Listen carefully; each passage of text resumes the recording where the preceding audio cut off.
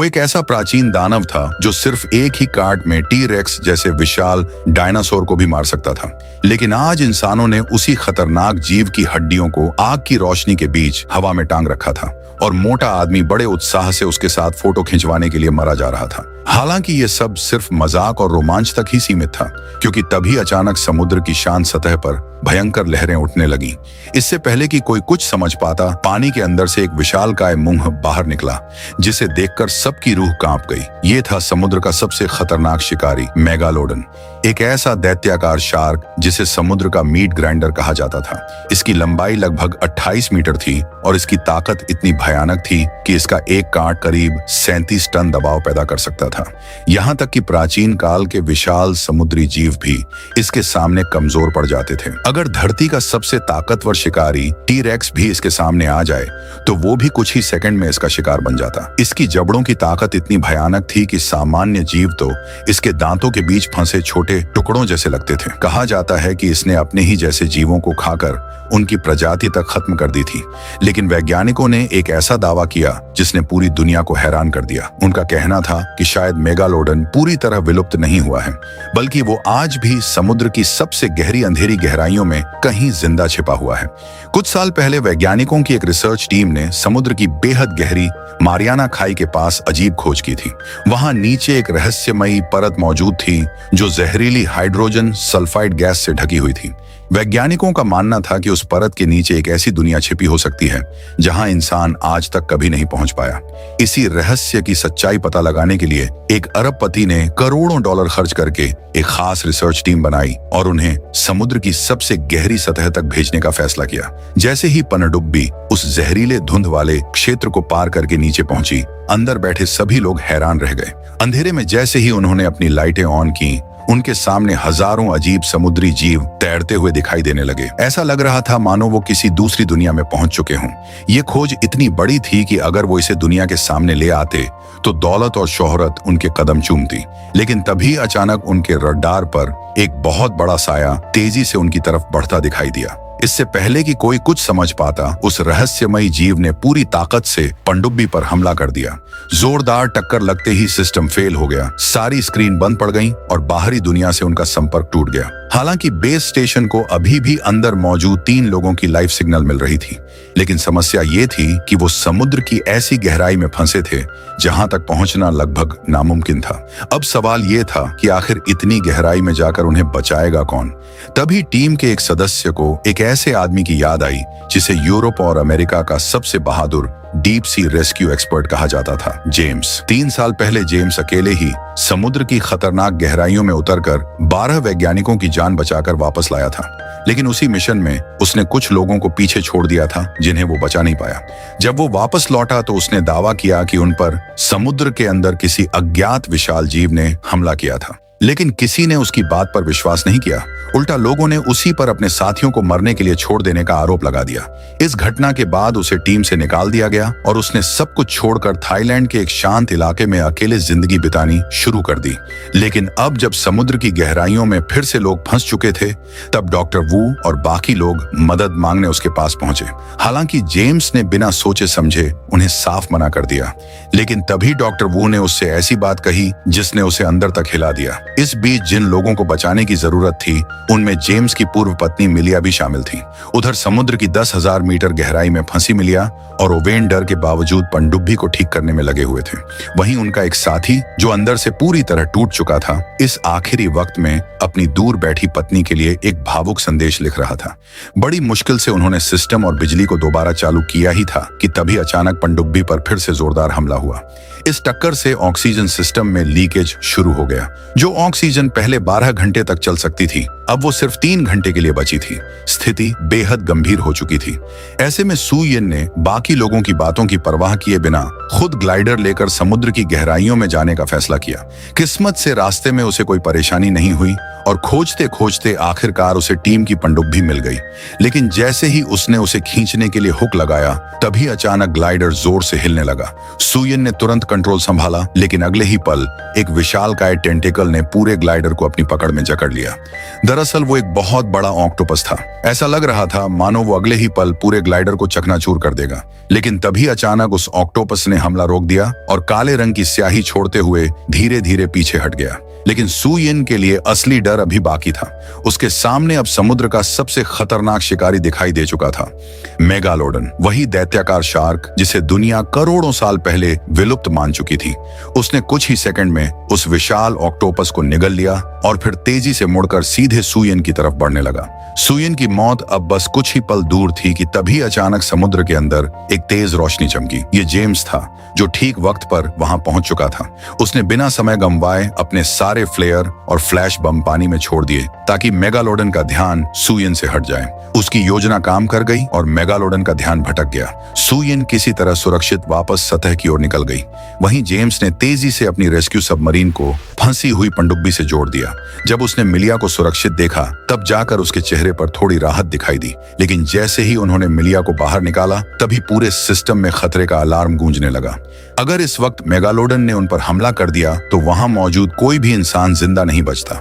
स्थिति को समझते हुए ओवेन ने तुरंत एक बड़ा फैसला लिया। उसने अपना आखिरी संदेश साथियों की तरफ फेंका, फिर बिना देर किए पनडुब्बी का दरवाजा बंद कर दिया और रेस्क्यू कैप्सूल को मुख्य जहाज से अलग कर दिया। स्पष्ट था कि वो अपनी जान देकर बाकी लोगों को बचने का मौका देना चाहता था। उसकी कुर्बानी बेकार नहीं गई। उसने अपने साथियों के लिए भाग निकलने का रास्ता बना दिया। सबको लगा कि अब खतरा टल चुका है, लेकिन तभी जहाज के अंदर मौजूद एक छोटी लड़की की चीख सुनाई दी। जब सब लोग उसकी तरफ दौड़कर पहुंचे तो डर के मारे उसका चेहरा सफेद पड़ चुका था। शुरुआत में सबको लगा कि जहाज के कांच पर जो विशाल निशान बने हैं वो किसी व्हेल के होंगे, लेकिन अगले ही पल जब उन्होंने बाहर देखा तो सामने का नजारा देखकर सबके पैरों तले जमीन खिसक गई। दरअसल कुछ समय पहले एक न्यूक्लियर सबमरीन के विस्फोट से समुद्र की उस जहरीली परत में एक बहुत बड़ा छेद बन गया था। उसी रास्ते से मेगालोडन को बाहर निकलने का मौका मिल गया और अब वो इंसानी दुनिया के समुद्री क्षेत्र में पहुंच चुका था। उसी समय रडार पर एक और खौफनाक खबर सामने आई। खुले समुद्री इलाके में मौजूद 3 मछली पकड़ने वाली नावों पर किसी अज्ञात जीव ने हमला कर दिया था। जब टीम वहां पहुंची तो समुद्र की सतह पर चारों तरफ कटे हुए शार्क के शव तैर रहे थे। साथ ही इंसानों के बुरी तरह टूटे हुए शरीर पानी में फैले पड़े थे और तभी उन्होंने महसूस किया मेगालोडन पास ही मौजूद था और वो लगातार उन्हें घूर रहा था। इस खतरे को हमेशा के लिए खत्म करने के लिए जेम्स ने तुरंत लोकेशन गन उठाई और बिना एक पल गंवाए सीधे समुद्र में छलांग लगा दी। जैसे ही वो फायरिंग रेंज में पहुंचा उसने बड़ी सटीकता से ट्रैकर को मेगालोडन के शरीर में दाग दिया। लेकिन जब उसके साथी उसे वापस जहाज पर खींचने लगे तब किसी ने नहीं सोचा था कि इतनी हलचल से मेगालोडन का ध्यान भी उनकी तरफ चला जाएगा। जेम्स ने डर के मारे तुरंत ट्रैकर को दूसरी तरफ फेंक दिया और फिर पूरी टीम की मदद से इसके बाद समुद्र के बीचों बीच एक ऐसा खतरनाक पीछा शुरू हुआ जो किसी हाई स्पीड एक्शन फिल्म से कम नहीं था। हर तरफ अफरा तफरी मची हुई थी और मौत बस कुछ कदम दूर थी। लेकिन ठीक उसी पल जेम्स ने सही मौका देखकर छलांग लगाई और किसी तरह जहाज पर वापस चढ़ने में सफल हो गया। अब मेगालोडन के शरीर पर ट्रैकर लग चुका था, यानी अगला कदम था उसका शिकार करना। इस मिशन की कमान इस बार अनुभवी सू यिन ने संभाली। वो खास तरह के शार्क प्रूफ पिंजरे में बैठकर समुद्र के अंदर उतरी, जबकि जहाज पर मौजूद बाकी लोग पानी में खून से भरा चारा फेंकने लगे ताकि मेगालोडन को बाहर निकाला जा सके। खून की गंध सूंघते ही मेगालोडन तेजी से उनकी तरफ बढ़ने लगा। उसे करीब आता देख सू यिन ने तुरंत जहरीले हारपून गन को निशाना बनाया। उसका इरादा एक ही वार में इस दैत्य का अंत करने का था, लेकिन किसी ने नहीं सोचा था कि मेगालोडन सिर्फ ताकतवर ही नहीं बल्कि बेहद चालाक भी होगा। पलक झपकते ही वो सबकी नजरों से गायब हो गया। तभी अचानक नीचे से जोरदार झटका लगा। मेगालोडन ने नीचे से हमला करते हुए पूरे लोहे के पिंजरे को अपने विशाल जबड़ों में जकड़ लिया। उसकी ताकत इतनी भयानक थी कि ऊपर लगा भारी क्रेन सिस्टम भी उसका दबाव सहन नहीं कर पाया और टूट गया। इसी बीच सू यिन ने मौका देखकर जहरीला इंजेक्शन उसके शरीर में दाग दिया, लेकिन इससे मेगालोडन और भी ज्यादा बौखला गया। अब वो पूरी ताकत से पिंजरे को चबाने लगा। इस अफरा तफरी में सू यिन का ऑक्सीजन मास्क भी टूट गया और उसके ऑक्सीजन लेवल तेजी से गिरने लगे। उसकी हालत बेहद गंभीर हो चुकी थी। तभी जेम्स बिना एक पल गंवाए समुद्र में कूद पड़ा। वो रस्सी के सहारे नीचे उतरते हुए सू यिन को बचाने की कोशिश करने लगा, लेकिन इस वक्त मेगालोडन पूरी तरह पागल हो चुका था। वो पूरे जहाज को खींचते हुए समुद्र में इधर उधर घसीट रहा था। उसके जोरदार झटकों से जहाज का कंट्रोल सिस्टम तक फेल होने लगा। इसी इसी मौके का फायदा उठाकर जेम्स ने पूरी ताकत लगाकर पिंजरे को खोल दिया और आखिरकार बेहोशी की हालत में पहुंच चुकी सुयिन को बाहर निकाल लिया। लेकिन खतरा अभी खत्म नहीं हुआ था। मेगालोडन एक बार फिर पलटकर उनकी तरफ आ रहा था। तभी अचानक उसका व्यवहार धीमा पड़ने लगा। दरअसल सुयिन द्वारा डाला गया जहरीला पदार्थ अब असर दिखाने लगा था। जैसे ही वो लोग जहाज पर वापस पहुंचे, पूरी टीम तुरंत सुयिन को बचाने में लग गई। काफी कोशिशों के बाद आखिरकार उसे होश आ गया। उधर दूसरी तरफ उस प्राचीन समुद्री दानव को भी पकड़कर ऊपर लाया जा चुका था। उसे देखकर हर कोई खुशी से पागल हो रहा था। सबको लग रहा था मानो अब उनके सामने असीम दौलत, शोहरत और इतिहास रचने का मौका खड़ा हो। उत्साह में पागल मोटा आदमी तो तुरंत उस विशालकाय शार्क के साथ फोटो खिंचवाने पहुंच गया। लेकिन तभी अचानक मेगालोडन ने अपनी आंखें खोल दी। हालांकि वो सिर्फ एक पल के लिए हिला और फिर शांत हो गया। बाकी लोग तुरंत मोटे आदमी का मजाक उड़ाने लगे कि वो कितना डरपोक है, जबकि वो अब भी हंसते हुए अपनी फोटो सोशल मीडिया पर डालने की तैयारी कर रहा था। लेकिन उन्हें बिल्कुल अंदाजा नहीं था कि जिसे उन्होंने पकड़ा है वो असली मेगालोडन नहीं, बल्कि उसका बच्चा था। असली विशाल मेगालोडन उससे कई गुना बड़ा और ज्यादा खतरनाक था। वो इतना शक्तिशाली था कि अगर पूरी ताकत लगा दे तो सैकड़ों टन वजनी जहाज को भी पल भर में पलट सकता था। तभी अचानक समुद्र में जबरदस्त हलचल शुरू हो गई। असली मेगालोडन बिजली की रफ्तार से उनकी तरफ बढ़ रहा था। टीम का एक सदस्य जोर जोर से चिल्लाते हुए पानी पर हाथ मारने लगा ताकि मेगालोडन का ध्यान बाकी लोगों से हट जाए।